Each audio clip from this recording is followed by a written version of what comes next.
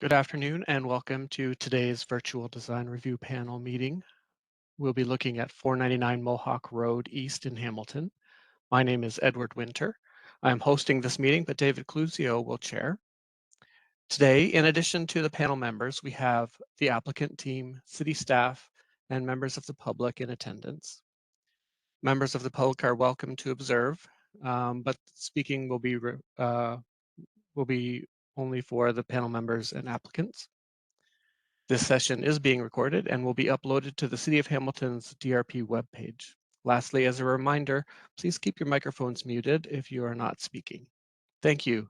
David, please begin when you're ready.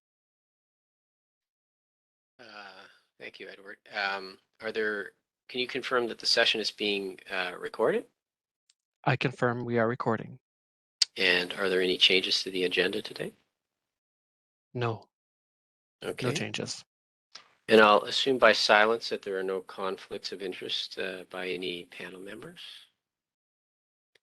Okay. On the agenda today is the review of 499 Mohawk Road. The lead planner on the file is Aminu Bello. Good afternoon, Amino. I hope I'm pronouncing your name correctly. We're ready for your presentation. Please keep the presentation under 10 minutes. Thank you. Good afternoon, everyone. Just allow me to share my screen.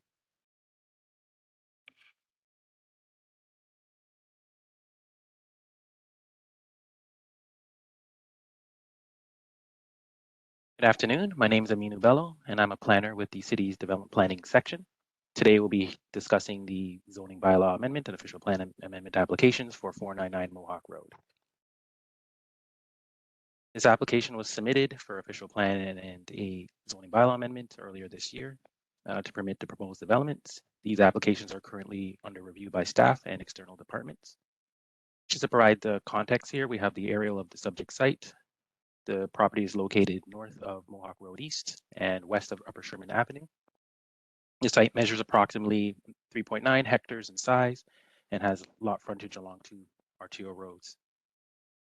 Just to provide context, to the north, we have existing single family dwellings. And to the east, we have a mix of one-story commercial buildings, a place of worship, and single attached dwellings. To the south, we have a gas station at the corner of the intersection, as well as a row of multiple dwellings ranging in heights between 12 stories, 9 stories, and 6 stories, respectively. And to the west, we have existing single detached dwellings. And also for additional context, the site's obviously on the corner of Mohawk Road and Upper Sherman. And to the west, we have Mall Road and the Limeridge Road, Limeridge area mall to the west, about 100 meters to the property.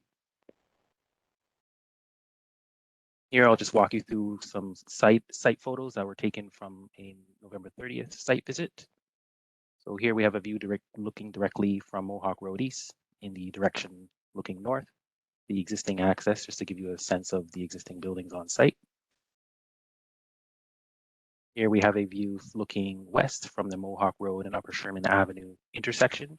Here just gives you an idea of the existing multiple dwellings south of the property. 12 stories in height at the intersection, 9 stories moving towards the west, and a 6-story building kind of in the background there. Here we have a view of Upper Sherman, the properties along the east. This is the corner site, a 1-story commercial building and existing single-family dwellings, and the existing place of worship, the brown colored building over to the north of the image there. This is a south-looking view of the Upper Sherman and Mohawk Road Avenue. We can see the existing gas station and the multiple dwelling over to the west. Adjacent properties to the north. This is Halga Court, and we also can see a mirror shadow of the multiple dwelling over to the background of the property along Mohawk Road. Finally, we have a view looking from the west. This is East 27th Street, existing single-family dwellings, just to give you an idea of the character of the neighborhood around the subject site.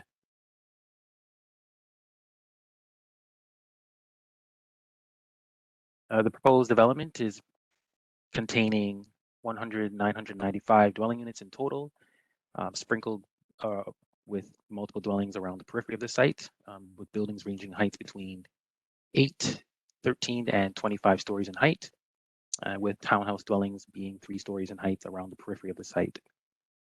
There's two site accesses proposed here, one off Mohawk Road East and another off the east along Sherman Avenue, which provides a natural connection to Cameo Avenue to the east there. There's an amenity area proposed along the center of the site, which is framed around the 8-story multiple dwellings to provide open space and passive amenity areas to the future residents of this site potentially. Just to note, important consideration here, the densities of the site are aggressive, more or less, with the 25-story buildings framed along the periphery and the lower density uses being the townhouses along the northern and western portions of the site to provide transition to the existing single-family dwellings.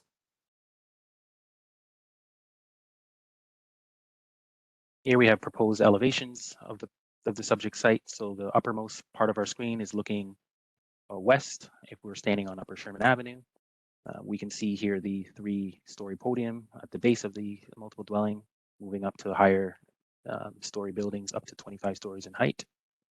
And the upper part of our screen, we also see the 13-story multiple dwelling with step back significantly from the south end of the property to provide that transition between the existing low density uses. The lower part of our screen, we have a view from Mohawk Road looking north. Again, we can see the height transitions as well as a 3-story podium. This is just additional proposed elevations to provide you additional context. So these elevations are if we were standing in the middle of the site. So the upper part of our screen, we're looking south, interior looking at the multiple dwellings, and the lower part of our screen, we're looking at the north view. This is a rendering of the property just to provide additional feel and context here. So this is a view looking from the northeast corner of Upper Sherman and Mohawk Road.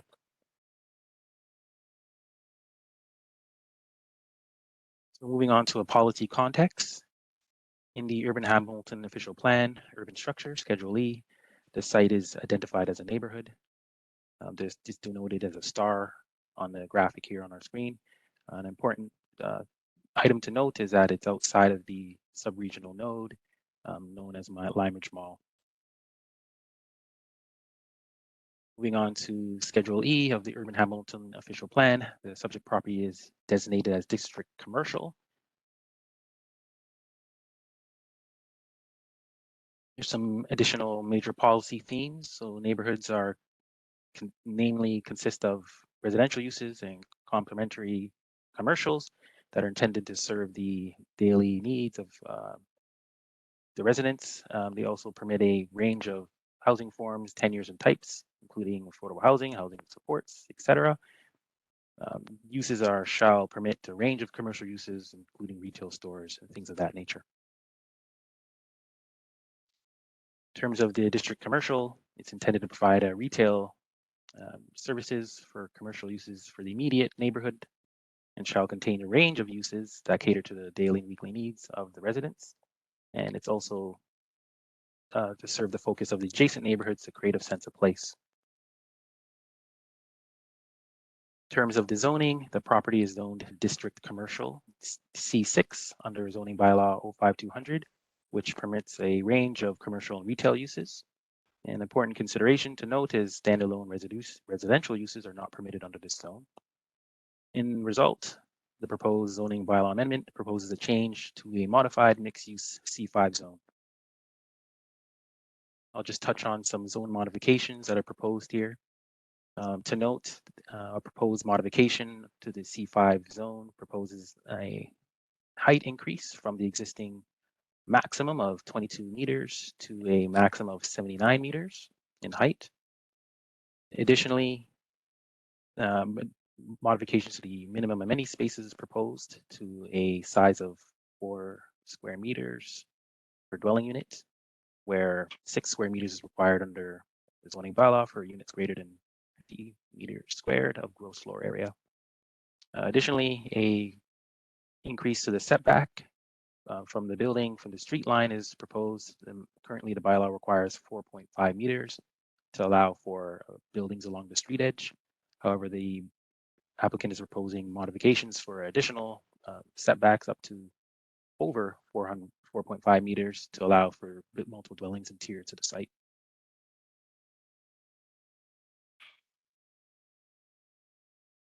Next, I would like just to walk through some area-specific discussion items that the panel shall consider in review of this proposal. So specifically, is the proposal compatible with and does it enhance the character of the distinct neighborhood and locale? Secondly, does the proposal organize space in a logical manner through design, placement, and construction of new buildings, streets, structure, and landscaping? And third, does the proposal create a high quality, safe streetscapes, open space, and encourage physical activity and active transportation? And lastly, does the proposal contribute to the character and ambiance of the community through appropriate design of streetscapes and amenity areas? So in conclusion, these are some of the areas that we wish the panel just to focus on in some of the discussion as well as opinions and feedback on the proposed development. And that concludes my presentation. Thank you for your time. Thank you, Aminu. I'll turn it over to the applicant. If you can make your presentation, but keep your presentation to under 10 minutes, please. Okay, great. I'll just have Barry share the presentation.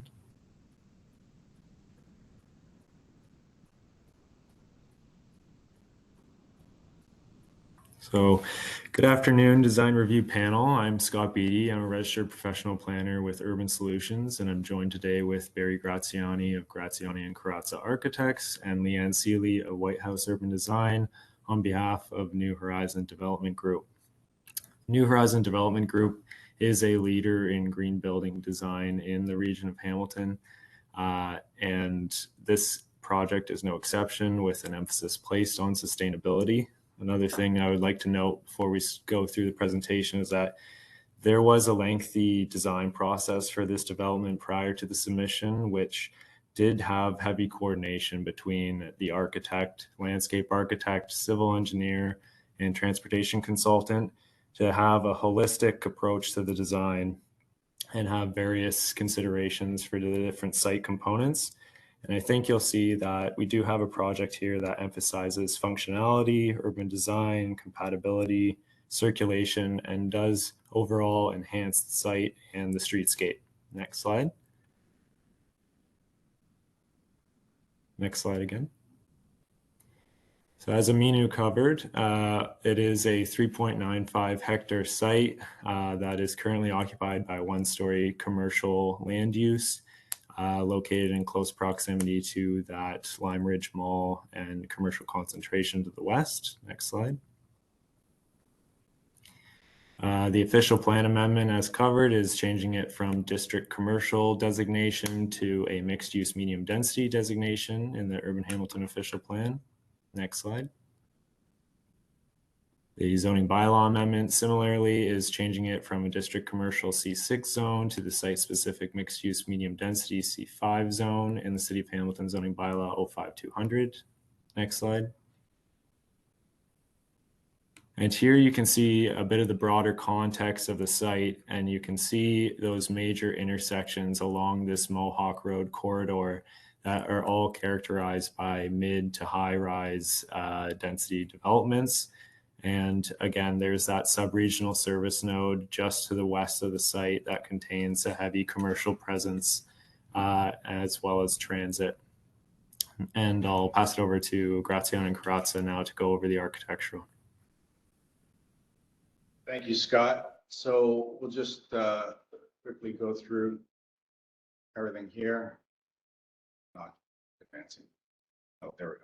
All right, so the site, existing mall that will be demolished to open up the site. And then just quickly, as we analyze the site, we felt that obviously alignment for access with Cameo Avenue and a mid-block along Mohawk would be appropriate. And then looking at the surrounding context, installing a built form that would create a typical backyard condition with the existing context, so that the townhouses around the perimeter, and then the built form along Upper Sherman and Mohawk that would start to reinforce the street edges, and then creating there for the site, basically a central focal point that would be aligned with these access points, and then further reinforcing that open space with built form around it to activate it and have all the edges of everything on the site activated from the built form. And then finally, a vehicular route through the site that would connect to our access points, but also be located between the built form to preserve the central and open space and amenity. So from a pedestrian access point, they would align with the main vehicular access points into the site, and both of them lead to this central open space in a north-south and east-west direction. And then as a secondary pedestrian route connecting into the site from the corners and in between the built form to create a very permeable site, and then around the street edge that we're creating within the site. And these connect to the existing pedestrian routes that exist along Upper Sherman and Mohawk. Added to this would be our lobbies, which would function in two ways. One from our internal roadway for drop off and access to underground parking and those types of functions.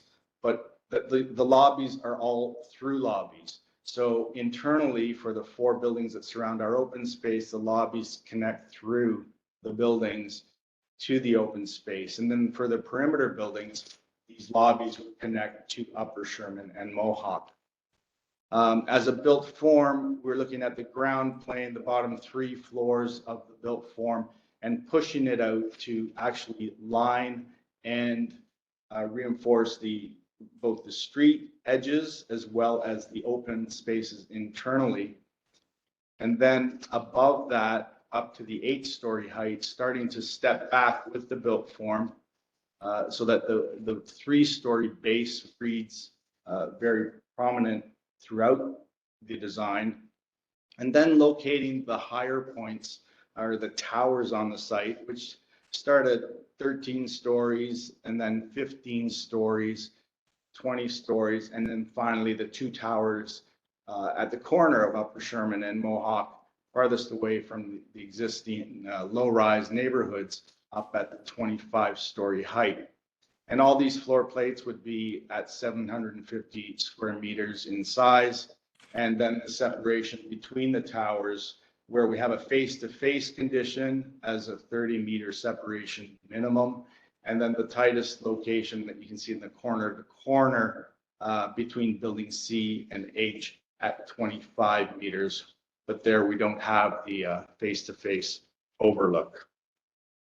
As an angular plane study, this is how we came up with the massing of the buildings that are up against the existing context. The bottom one from Upper Sherman looking into the site, and then the top one from Mohawk looking in, keeping the perimeter buildings within the angular plane. As we go to the actual programming of the site, our vehicular route, as I mentioned, is the ring road, which gives access internally to all the buildings. And then the through lobbies that work for all the buildings, connecting either to the roadways or connecting through to the open space. Then including amenity spaces that are directly connected to outdoor amenity spaces to have that interaction between indoor and outdoor, and then taking the remainder of the perimeter at grade and filling it up with residential grade related units. So we get the townhouses on the west and the north edges, And then all the walkways in between the buildings have residential units that front onto them so that they are activated eyes on the walkways to make them safe experiences through the site. And then finally shown here in the purple, the servicing of the buildings where everything would be internalized insofar as loading and those types of functions, as well as the ramps to the undergrounds, all internalized so that the pedestrian realm is actually kept free and clear. The elevations, again, just tying into those angular planes, but also taking the massing. So what we want to take away from this one is actually the strong base that is continuous through the entire site, then stepping up to the mid-rise level through all the buildings, and then finally the portions that actually poke up to the 25-story height. From a materiality standpoint, we're looking at a masonry finish for most of the development with a collection of smoother precast panels as we work up the buildings. Here we just have a series of vignettes, and really the purpose for this is just to show how in each building where we do have the residential units, there is that separation of private, semi-private, and more public as far as a walkway. And this is maintained through all the bases of all the buildings throughout the site. And then there are also opportunities to have direct access into some units of the development right from grade. From a perspective views standpoint here, we'll just quickly go through the perspectives that we've set up. So this is from Mohawk into the site. So you can see the clear definition of the podium going through even in beyond, but it's providing the views through to that central open space. Similarly from Cameo Avenue, where when you come in, there's that lower pedestrian realm podium scale stepping up to the 8 stories, and then the towers up above that. This is a view you can see on the key plan here, basically the townhouses here on the left and the mid-rise buildings that flank the open space in the development. And then here we just have some zoomed in views of the podium and how we're looking at articulating it. So it is not continuous, but there is a bit of play in the verticality of the podium as well. And then from a material aspect, more solid for the podium. And then as we move up the building into the mid-rise and finally into the towers, the materiality starts to lighten up both in color and thickness. Here's a view of the central amenity space through the site, looking back towards Cameo Avenue. And you can see how the intent here is to actually line that amenity space. And this is where the indoor amenity spaces would be located, connected directly to that outdoor amenity space. And here we have an aerial view looking towards the east. And the purpose of this is just to show how that transition of massing starts to work up towards the corner of Mohawk and Upper Sherman, pushing it away from the existing context that we have around the north and west sides. And then here we have some more zoom-ins of the perspectives. And so again, the clarity of the podium and the mid-rise with the towers springing from that. And then at the top, taking the actual mechanical penthouses and making it part of the architecture where it's actually integrated as part of the built form in various ways, but it ties into that architecture. So it's really not perceived as a mechanical penthouse. And then here, finally, a view from the corner of Upper Sherman and Mohawk.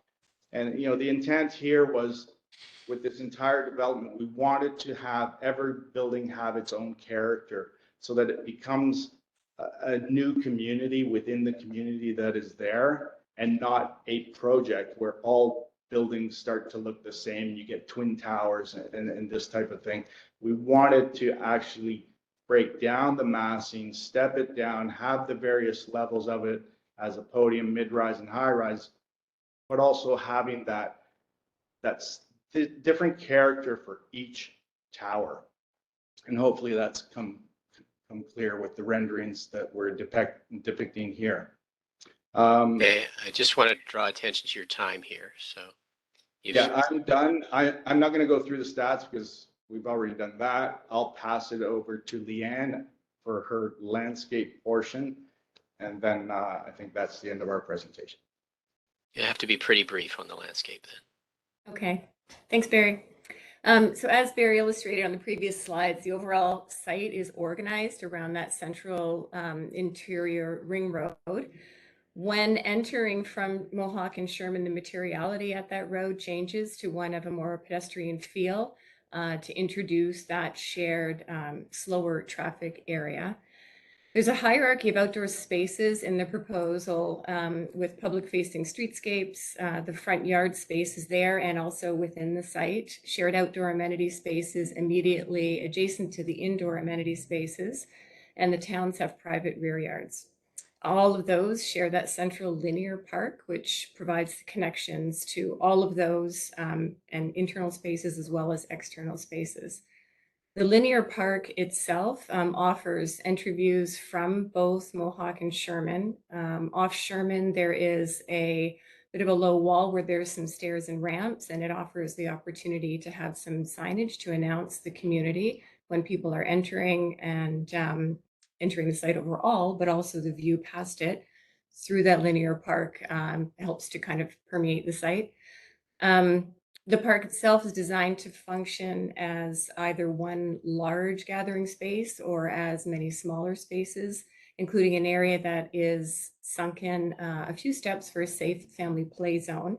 There's walkways that are connecting to the internal spaces, the lobbies, the indoor amenity spaces, and then connecting out to the larger community, out to the main streetscapes to provide that connection. It also offers seating and shade and a variety of spaces and feels within that overall linear space. What this slide doesn't show, but the previous one does, is there's also a small pocket up in the northwest corner. Scott, I don't know if you want to go back. I should have mentioned it earlier. That is a designated, kind of a less formal feel to it, designated pet zone for people to go and have a separate space with their, let their animals have some fun there. And that's my quick introduction to the landscape component. Okay, thank you very much for your presentations. I'm going to turn it over to the panel members for questions of clarification. And that'll be first Joey.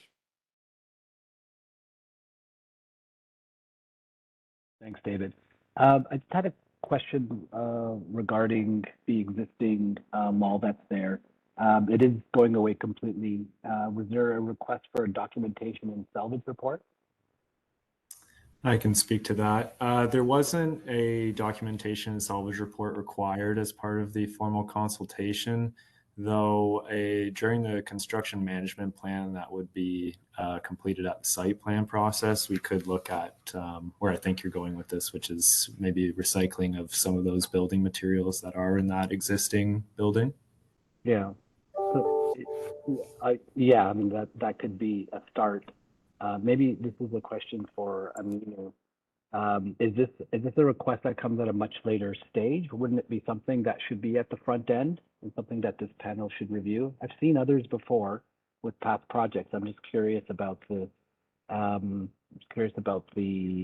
I guess, the sequencing for this report.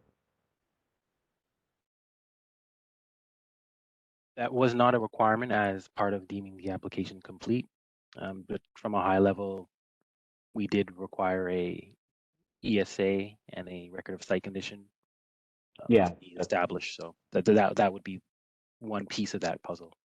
Okay, so as Scott had mentioned, this will be something that comes at a later point, or it just won't be asked for, it just won't be requested or required at all. It will be required. Okay, at a later point. Yes. Okay, thanks. I don't have any further questions.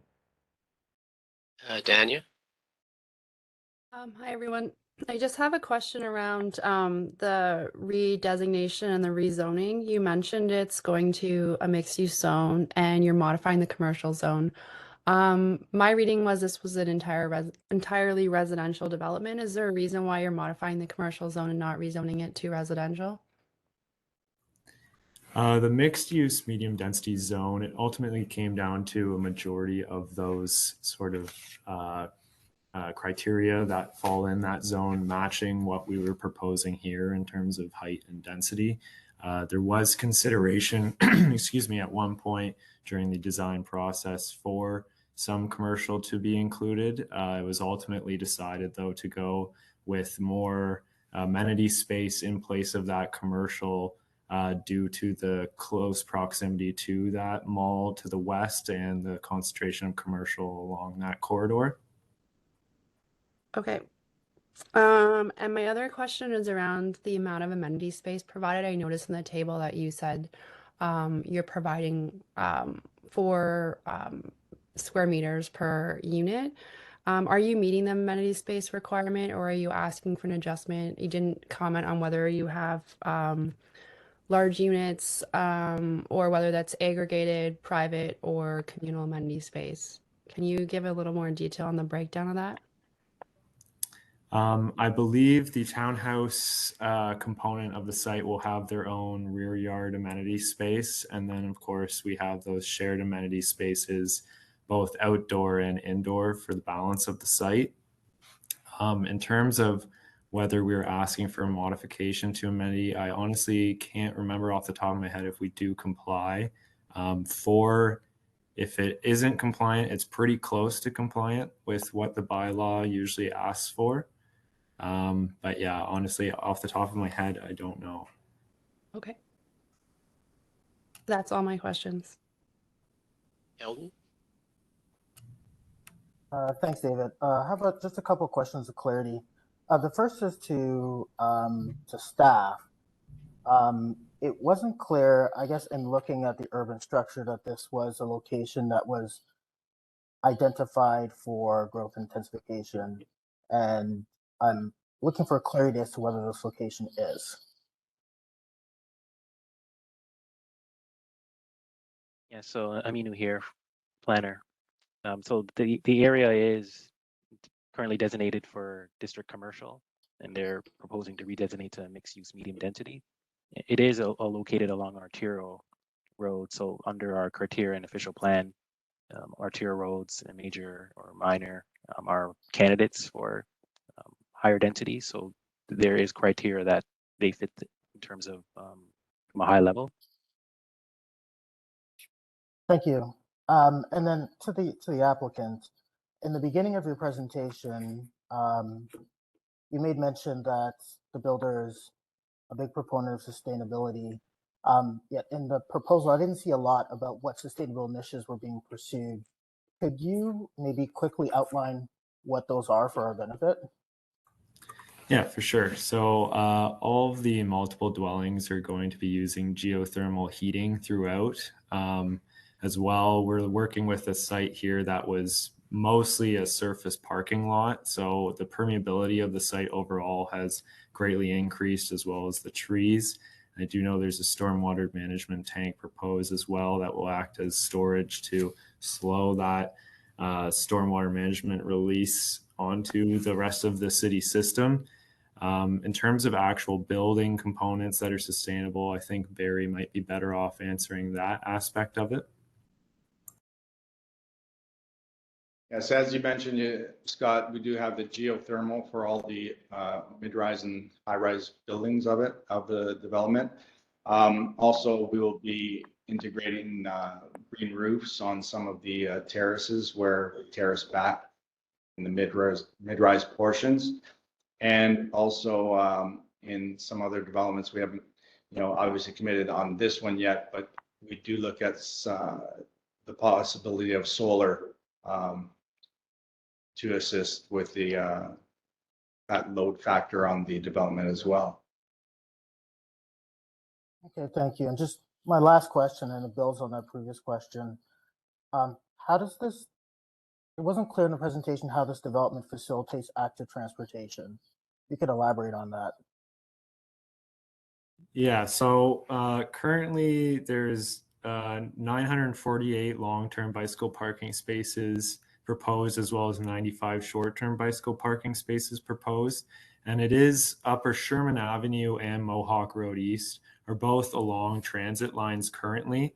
And we're proposing an equivalent amount of parking spaces to units. So there is that sort of inherent push towards active transportation, both through the provision of bicycle parking and the what I'll say is not an overemphasis on cars for this site and that kind of a thing. Okay, thank you. Those are my questions. Oda? Yes, thank you, David. I would like to know that this about the Central Park. I would like to know what activities are more family related activities you are offering, like playground. Is there any spot that you have seen for playgrounds and for families and kids? There is one of the more central quadrants. You know how, Hoda, you can see there that it's kind of broken up into spaces. And Scott, I don't know if you're able to tell from my description, but you could maybe give it a go. The main central access, and then if you kind of look on the east side of it, there's 3 trees that are on a diagonal. That space there is designated over on the other side of that central walkway. Yeah, no, to your to your right. Yeah, thanks. So that space there, what is designated for the family play zone, and we're proposing that it is sunken by a few steps to help contain the little ones within that space, but still feel like they're a part of the larger space overall. But as you know, even just having a mild grade change can kind of suggest that they're 2 different spaces. But when you can still see the one next door, it adds to safety and also the feeling, still kind of being aware of your surroundings and kind of feeling connected. And within that space hasn't been designed yet in detail because we are at the stage that we're at. This is still conceptual, but we're setting aside spaces for that type of activity. And so in there is where you would find programming for that type of family zone use. Okay, I understand. Thank you. That's for me. You're welcome. Ted?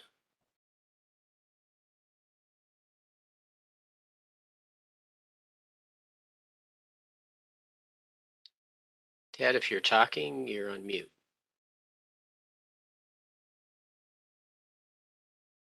How's that? That's better. Okay, good. When we look at the central public space that's been created, and then compare it with the shadow studies, I don't see any point at which there's a reasonable amount of daylight. Was there attempts to look at different ways of consolidating the green space so that it could have daylight in that space, such as a north-south, or consolidated into one of the quadrants?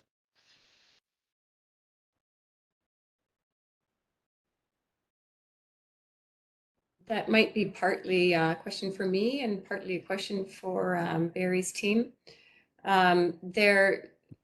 You're right. There's a lot of shade in the central amenity area.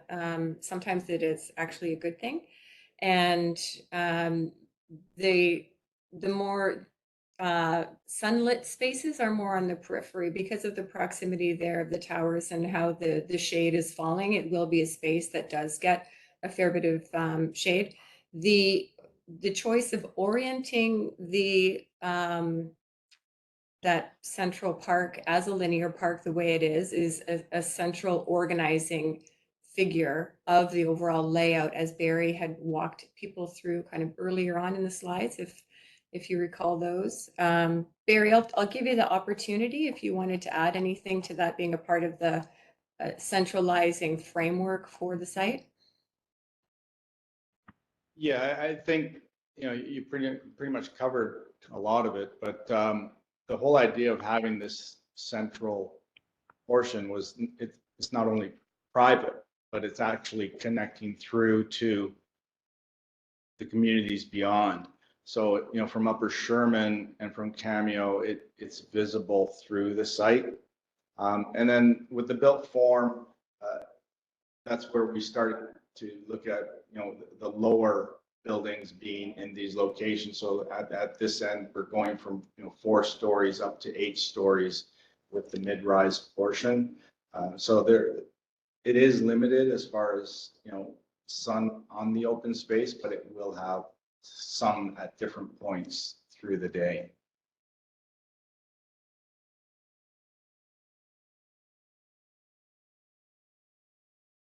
I don't know, Ted, if you're adding any more questions there.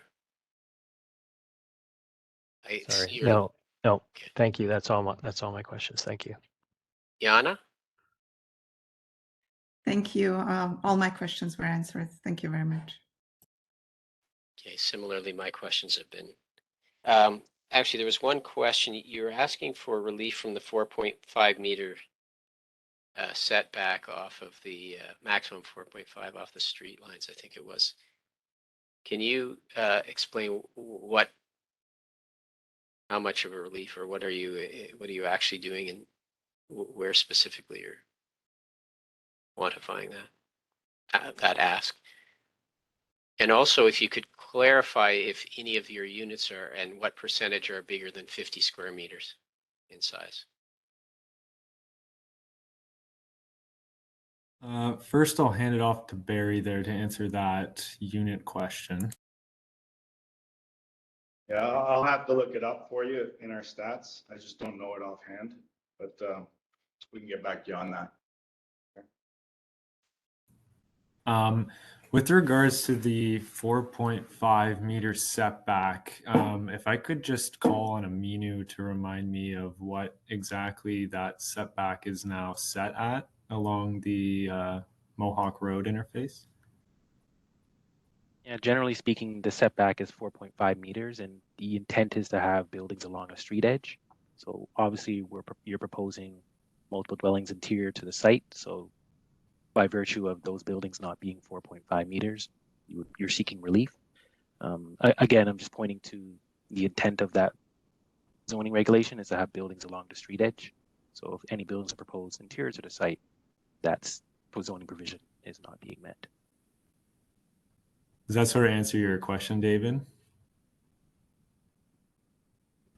So are we saying that around the perimeter along Upper Sherman and Mohawk, the distance from the face of those buildings to the street line is greater than 4.5 meters? Or are we talking about an odd case here or there that we're going beyond the 4.5 meters? I'm just trying to really have a very good sense of the scale here. Yeah. It looks to me like you're meeting it, so I'm just trying to understand why that's the most part. But the buildings along the periphery of Upper Sherman and Mohawk meet the 4.5 meter maximum. It's just the building in the middle. Those are proposed further the distance from the street. It's more of like a technicality. Yeah, okay, exactly. yeah, I was just trying to understand. It sounds like totally technicality. Yeah. Okay. I mean, I don't know whether you'll get back to me with the question about the number of units that are above the 50 meter mark. That would be helpful, but I think at this point we can go on, and you can pipe up with that if you. Yeah, what I was gonna say is I can't answer the exact square footage. I can give you a bit of a breakdown of the units, and then from that we can kind of assume that beyond a certain size of unit, you would likely see those north of 50 square meters. So looking at 350 bachelor units, 585 one-bedroom units, 619 one-bedroom plus den units, 342 two-bedroom units, and then 99 three-bedroom units. So a pretty varied mix. I would think from one bedroom plus den up, those would all likely exceed 50 square meters. Although so it works out to about 40%, 40 to 45% are under the 50 square meters. Approximately. Right, okay, so are you achieving, you're obviously achieving 4 meters per unit for those ones, but you're asking relief for the rest instead of providing 6 meters of amenity space for all the 55% or whatever it is.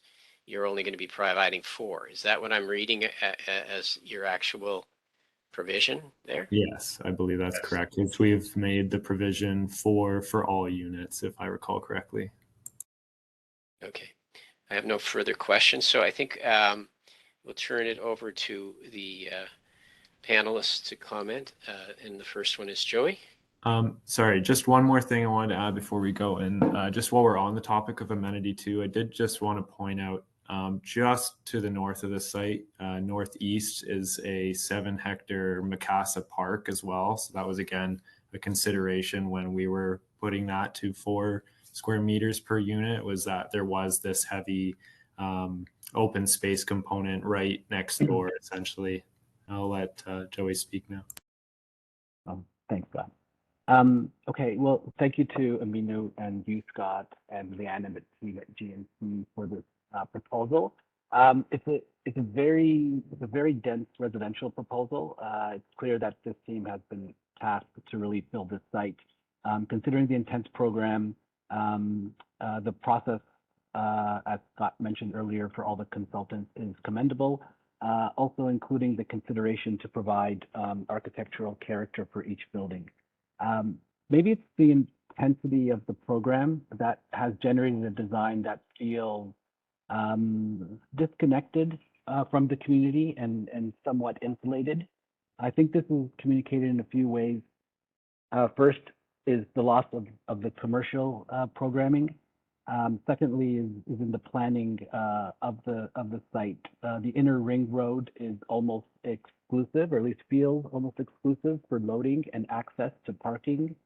So the ring road largely becomes a service corridor, and in doing this, or in being interpreted this way, it further insulates and severs the potential for community connection and public space. The linear and main public space in the center then is really, and this was also mentioned in the presentation, it's really leftover space, and it will be used this way and possibly even reduced to an easement, especially with the lack of sunlight. So ultimately, I felt that this proposal is one of residential intensification, but not one that supports or enhances the larger community. A proposal this substantial that removes potentially viable commercial space should give this back at a minimum as a means for it to start to give back in a more significant way to the community. This panel recently saw the project at 999 Upper Wentworth Street, the existing Lime Ridge Mall project, which is not too far away from this site. I felt that the proposal had an exciting vision with the development of the site that included the existing commercial, and it also found an appropriate balance between intensifying the site, maintaining commercial, connecting to transit, and providing some degree of public space. For this proposal, I recommend a significant reduction in the residential density to provide more opportunities for mixed uses, including commercial spaces and outdoor community and public space. Thank you. Thank you, Joey. Dana? Hi everyone. I think this is a great opportunity to redevelop an underutilized site. And I'm all about, housing and making sure we can do more development on existing services and infill development.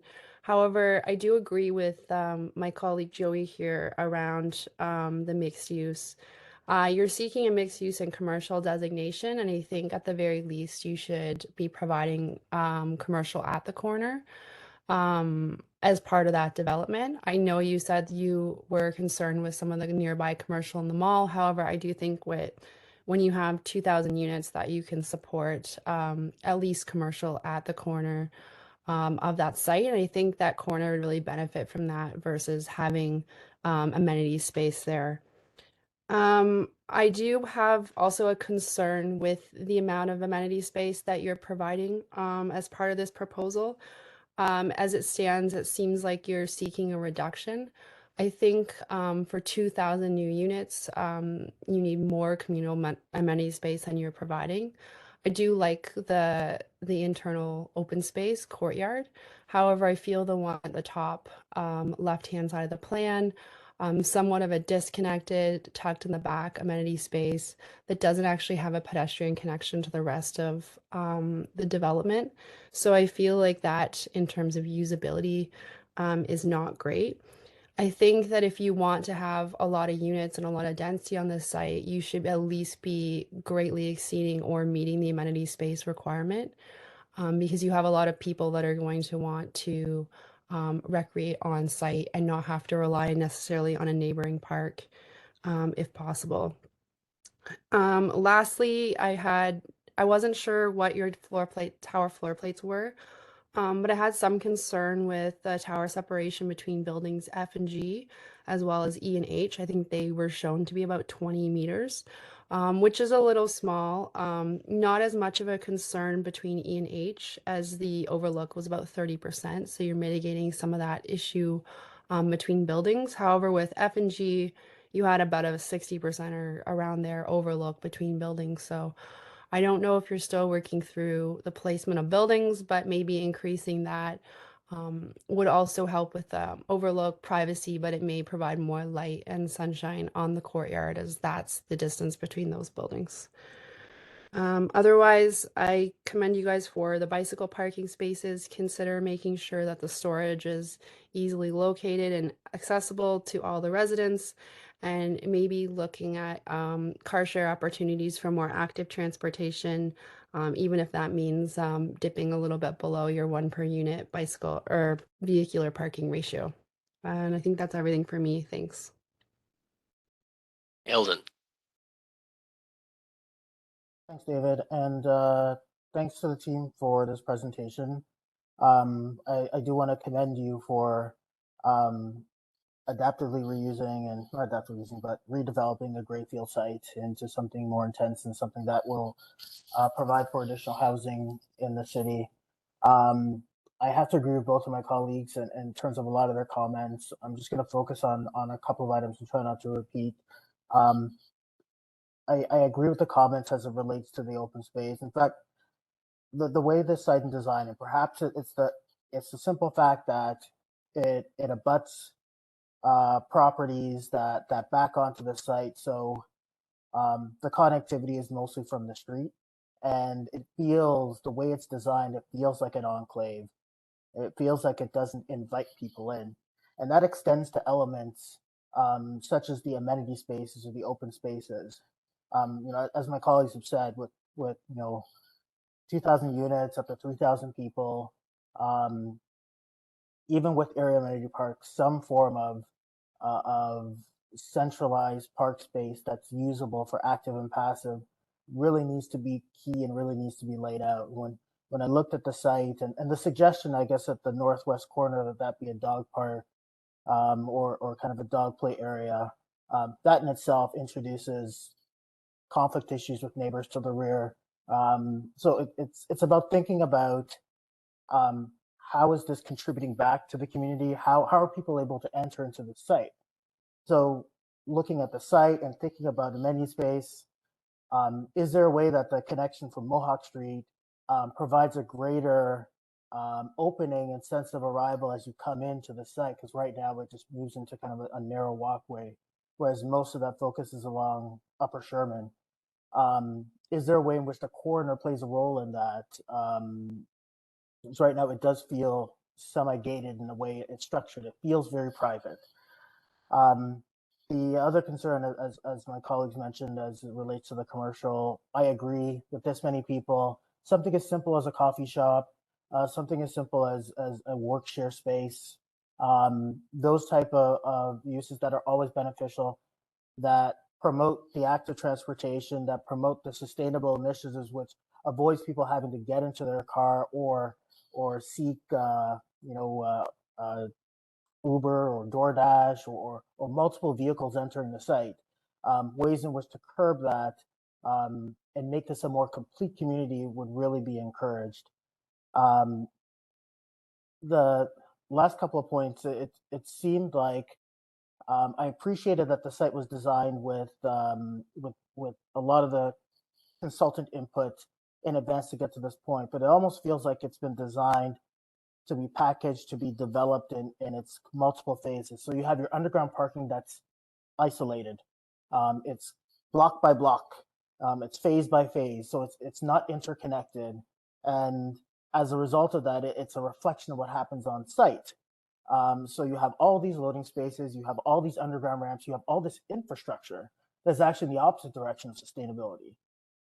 So is there a way in which to unify that more, to break down walls, to create more integration in lieu of trying to be more efficient in the phasing of this development? Is there a way that the phasing can be a little more softer in its interrelationship across the site? And the last point was just that it felt like of all the buildings on the site, the townhouses are the ones that seem to stand out as not fitting. They have this suburban approach in which you have these garages and you have these driveways that prevent the ability to even have sidewalks along that street. You only have sidewalks on one side, so then you can't even get to the amenity space in the corner. So maybe rethinking the townhouse parking, is that something that could be integrated below grade? Again, as part of a more integrated underground parking that perhaps helps to reduce how many levels of underground that you do on this site. Those are my thoughts. Again, I do think that this is a great redevelopment and there's great opportunity here. I just think we're pushing too much, too close, and it's missing the big pictures of completeness. Thank you. Hoda? Yes, David, thank you. First of all, I would like to thank you, the team, for this project. This is a good development happening in that neighborhood. And the package, the presentation, and the full package. Thank you. It was a complete and nice package, including all the details that I think we need to see at this point. Then I would like to echo my colleagues' comments about having the mixed use and having commercial in the site. That could be like some retails, and that could be include having the daycare that will orient us to have more family-oriented activities in the site, that not the residents not necessarily needs to leave the site to have the first needs of their own. Also, I would like to suggest about the linear park, rather than to be, it's the design looks nice graphically, but it's not like the residential Central Park. It's more like the urban park in the between the offices that people will walk very fast from here to there, from this building to the other one, and not a place to stay. It's encouraging walking while it doesn't have a destination. I really like to see, okay, there's some space to stay, and it's nice to encourage people to walk around, but the linear park needs to connect to bold activities or spaces to each other. That's not connecting like that. That's not working like that. For me, having a linear park, it should be, for example, between two main streets to connect them, to encourage people to walk through the site and stay in the site for some activities. So I recommend to redesign the Central Park, and also consider my colleagues' comments about the shade study and all activities that's possible in the site. Thank you. Ted? Okay, thank you for the presentation. And I appreciate the sustainable endeavors that have been discussed. Geothermal would be terrific for this type of development. So thank you for that. Would love to hear more about that as you move forward. Appreciate the densification in this location, particularly with the limits of expansion for the city of Hamilton. This is an appropriate use of a underutilized site.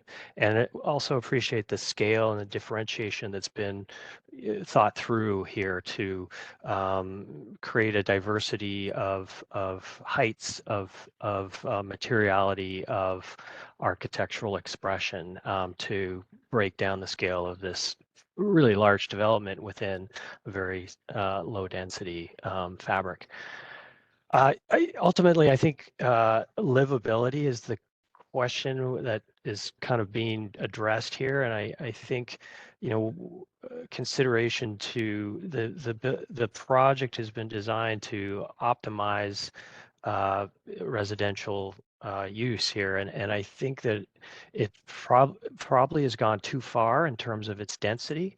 I think consideration should be given, or the project would be greatly improved if there was more thought given to daylight in terms of who's getting it and how to optimize that for both the residents and also the public space.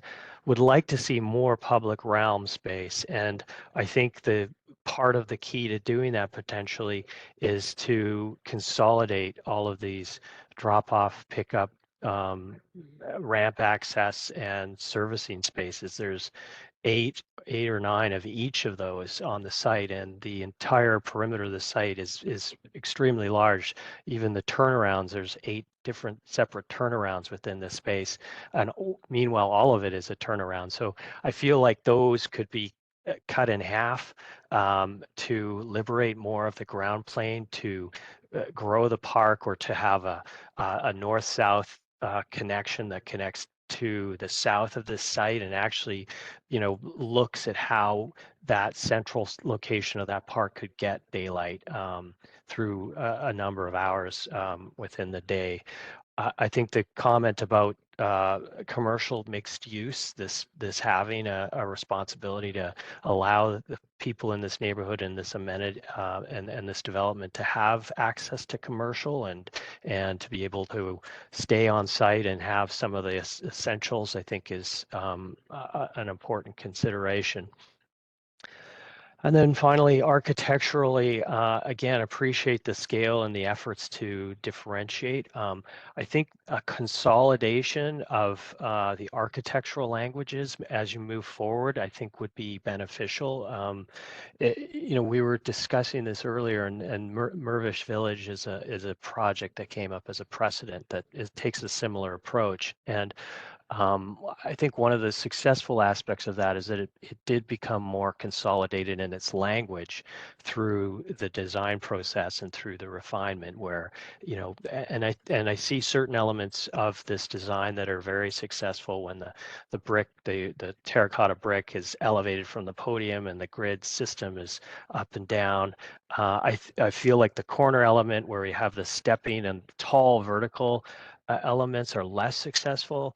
And, you know, I feel as though taking the more successful aspects of that development and reinterpreting them would help as you move forward. And I would also say the townhouses lack the same consideration for depth of facade, and they seem very two-dimensional, which is not what we're seeing in a lot of the larger building developments. So I encourage you to take that same thinking into the townhouses. Thank you. Jana? Thank you.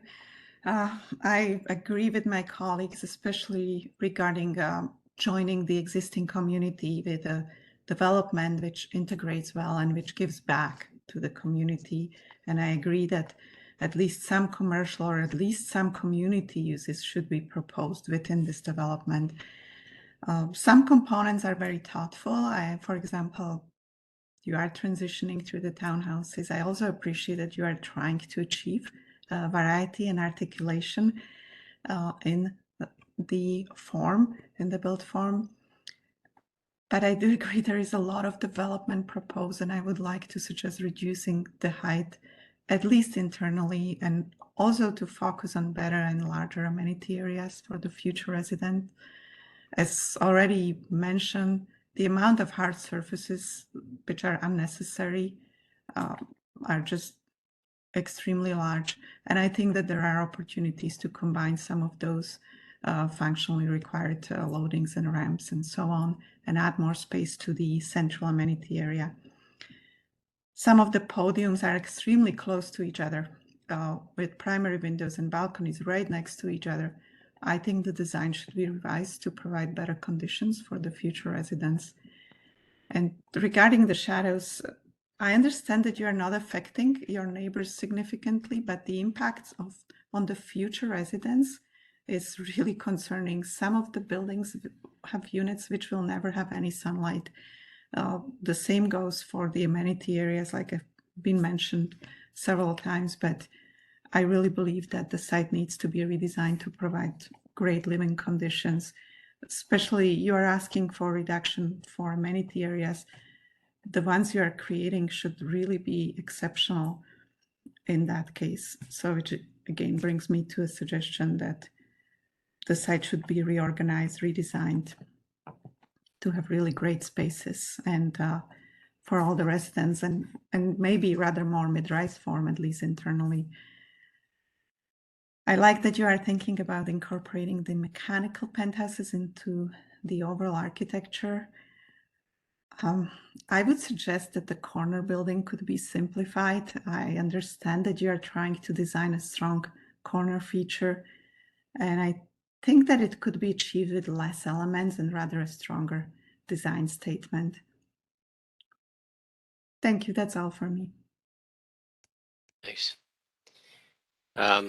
So I have to say, I don't really know that I have anything new to add. I'll try and summarize some of the comments. I think that in general, the panel is in agreement with this rezoning of use to a dense residential use. I think that the transition from the neighborhoods through the the different building types is pretty successful, and there's many successful architectural details, and maybe a little too frantic with some of the architectural character, and particularly maybe that corner needs another examination. But in general, I think there is an agreement that there's just too much density, and that one of the consequences of that is the sort of maximization of the footprint of all of the buildings on the site. Those are creating a very dark and park